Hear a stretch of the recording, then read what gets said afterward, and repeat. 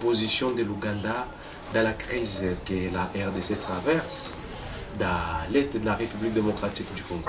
Le gouvernement congolais ne parle pas trop de l'Ouganda, les experts des Nations Unies, la société civile. Je rappelle que vous êtes un DDH, vous aviez toujours décrié le fait que l'Ouganda est impliqué dans la rébellion ou dans la guerre qui subit le gouvernement congolais ou la RDC, votre territoire de Rutshuru, qu'on venait de le soulever.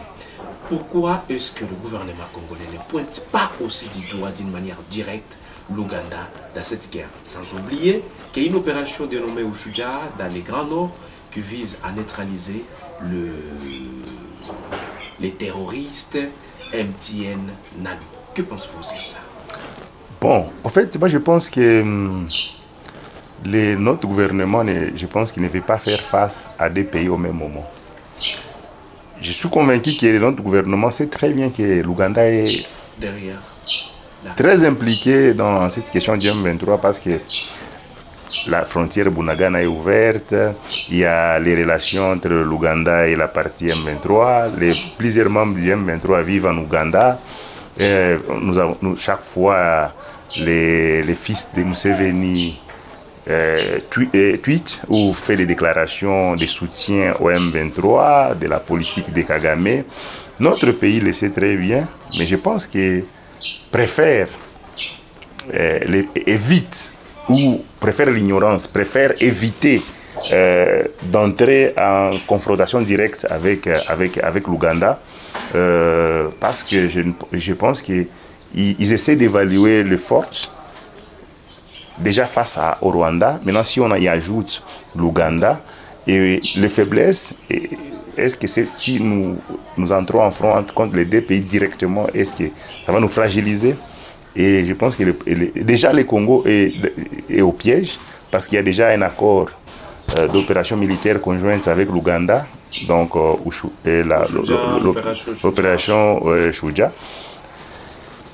Qu'est-ce que seraient les conséquences? Moi, je pense que le Congo, le gouvernement a essayé seulement d'analyser et a compris que, bon, bien que l'Ouganda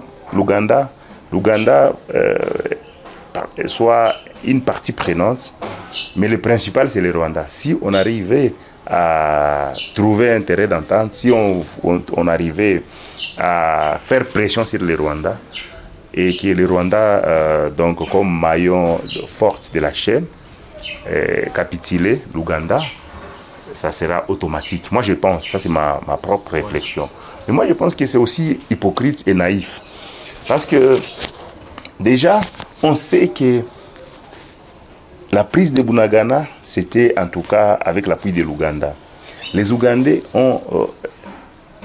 profitent de cette situation. Ils ont même changé des limites frontalières entre notre pays et leur pays dans la partie Kitagoma. Et le Congo le sait. Mais je ne sais pas pourquoi. Est-ce un aveu d'échec? Est-ce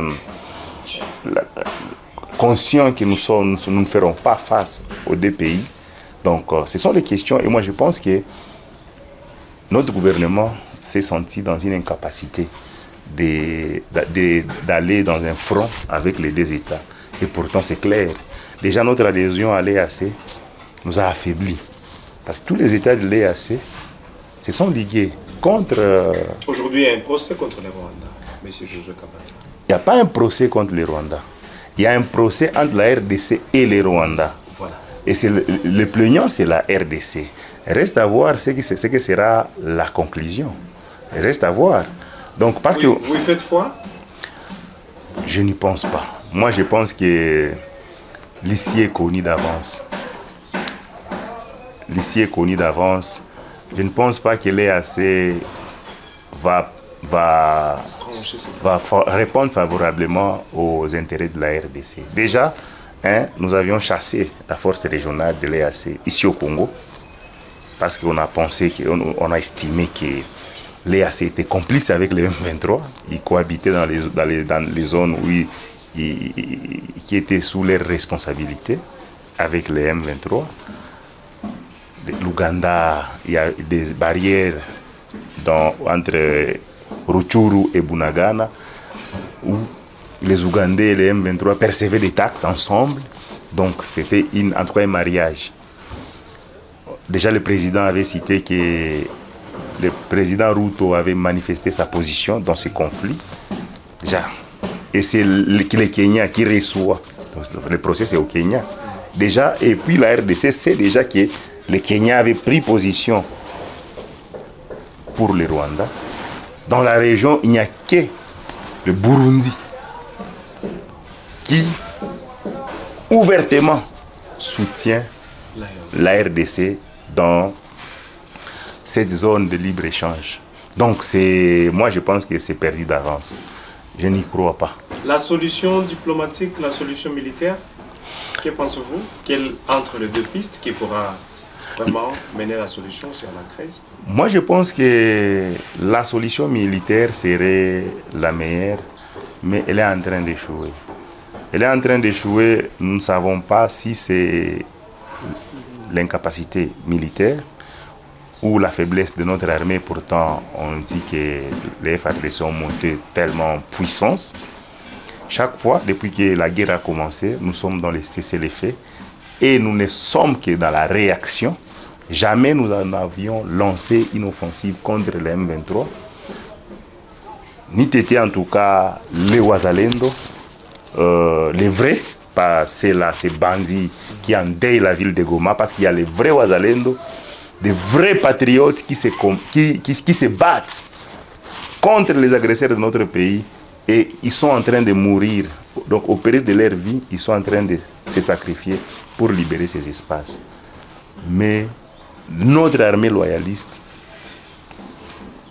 et je ne sais dans quoi, nous sommes dans les cessez-le-feu imposés je ne sais par qui. Est-ce notre incapacité de faire face aux envahisseurs ou tout simplement nous attendons un miracle divin pour que la paix revienne dans ces zones? Je ne sais pas. Peut-être moi, à un moment, je me pose la question. Un jour, nous allons dormir et nous allons nous réveiller. On nous dira que les M23, ils sont déjà partis. Ce qui est, en tout cas, moi, je pense, chimérique. Nous sommes à la fin de cette émission, mais nous ne pourrions pas aussi finir sans parler de Goma. Vous êtes un défenseur des droits humains.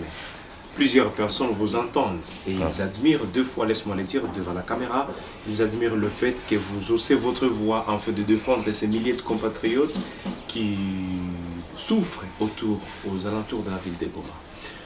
Certains députés estiment qu'il est important que l'état de siège soit encore prorogé, d'autres estiment qu'il n'est pas important que cette mesure soit prorogée.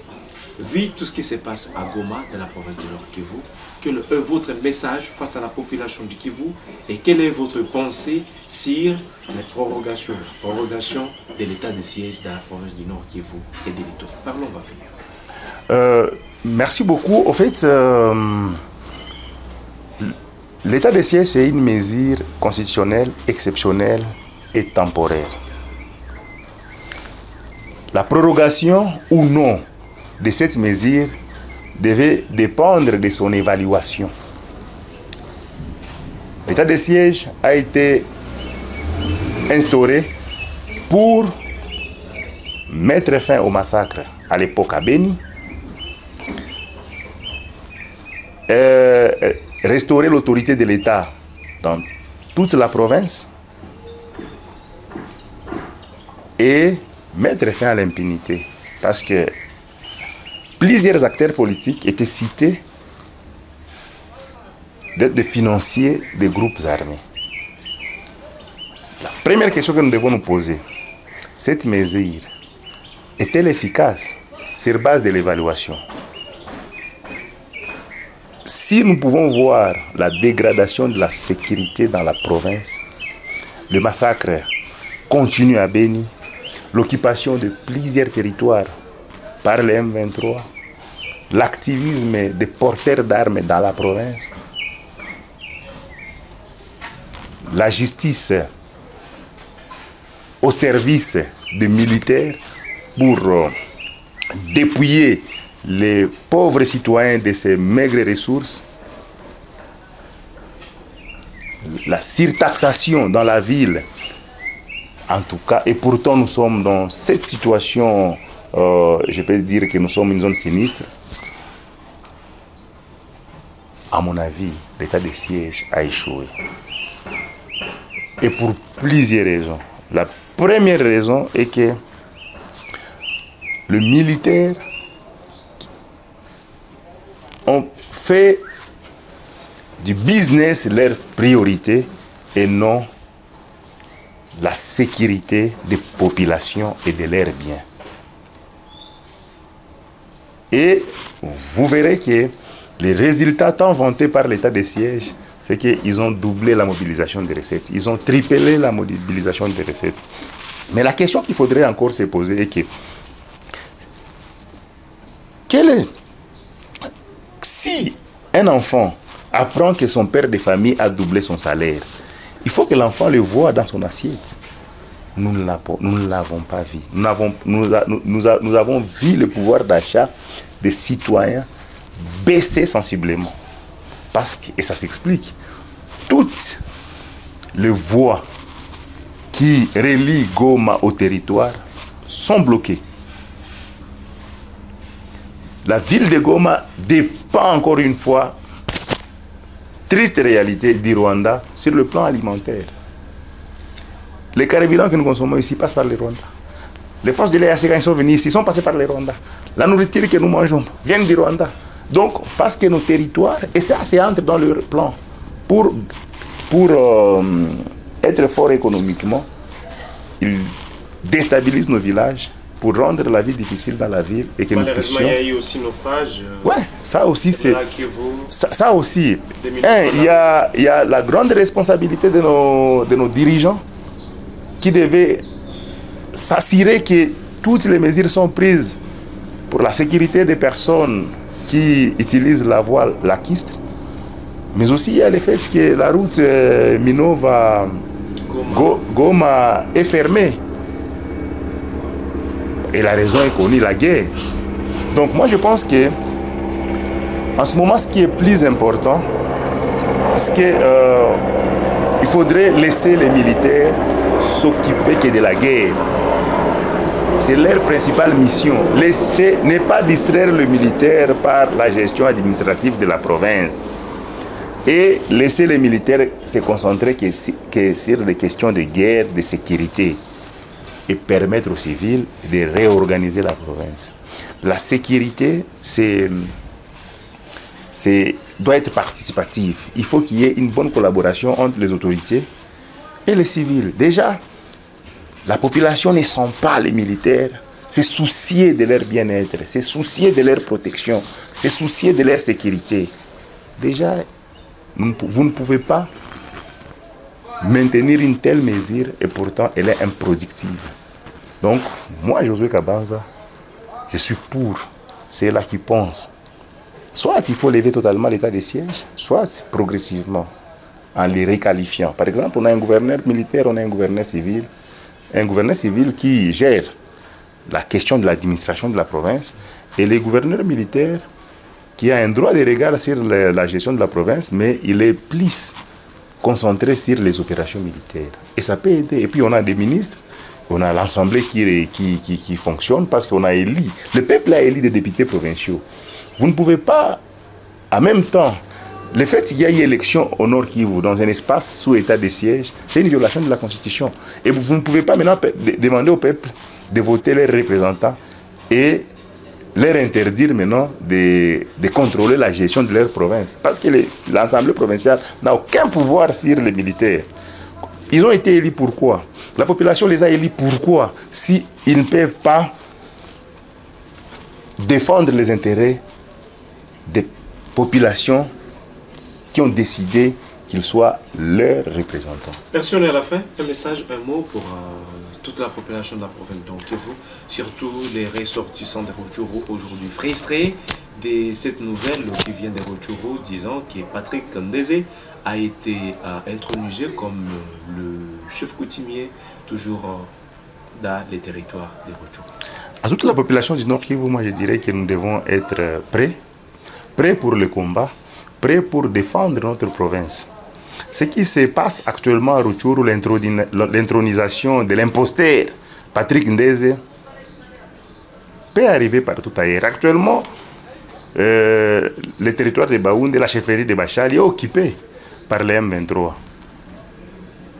Je ne souhaiterais jamais que cela leur arrive. Kichanga, on n'en parle plus. Kichanga, par exemple, je ne souhaiterais jamais que leur pouvoir aussi soit souillé, comme le pouvoir Hutu vient d'être souillé par les M23. Une partie de Lubero occupée. Nous n'aimerions jamais que ces gens-là puissent se permettre le droit de placer des autorités coutumières en toute impunité. Nous devons être solidaires, faire appel à notre spiritualité ancestrale pour faire face à ces gens. À toute la population, en tout cas, qui traverse ces moments difficiles, je peux dire de ne pas perdre espoir. Parce qu'on perd espoir, on perd tout. Et là, on se résigne et on accepte ce qui nous arrive.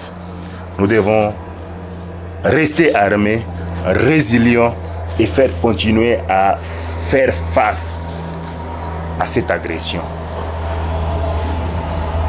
Nous avons cette responsabilité parce que si nous ne le faisons pas maintenant, devant l'histoire, nous serons complices parce que nous étions là et nous n'avons rien fait. Donc, pour nos enfants, pour nos familles, pour nos ancêtres, nous avons le devoir de défendre nos terres. Mesdames et messieurs, nous sommes à la fin. Vous êtes depuis la diaspora. Je vous rappelle que nous avions eu un échange fructueux entre nous et M. Josué Kabanza, qui est un acteur de droits humains, pour le dire.